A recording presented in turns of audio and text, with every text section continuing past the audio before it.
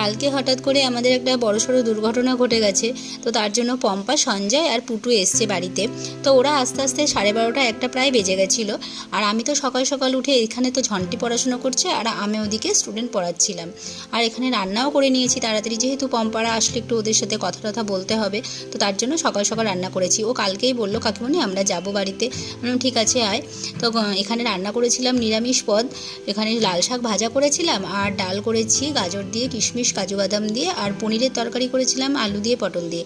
আর এখানে পুঁয়ের ডাঁটার তরকারি। তো পম্পা আমার হাতের নিরামিষ তরকারি খুব পছন্দ করে, সব রকম তরকারি প্রায় খুবই পছন্দ করে, সঞ্জয়ও। আর এখানে করেছিলাম আলু দিয়ে উচ্ছে দিয়ে ভাজা। আর এখানে তো ভাতটাও ফুটছে। তো ভাত ফুটতে ফুটতে পম্পারা চলে এসেছিলো। আর এখানে তো ঝন্টি আর রানি দেখছে মা কী রান্না করেছে। তো ঘটনাটা হচ্ছে আমার জায়ের মানে আমার দিদির মেজো ভাইটা হঠাৎ করে মারা গেছে। তো তার জন্য তো এখানে একটা পার্সেলও চলে এসছে।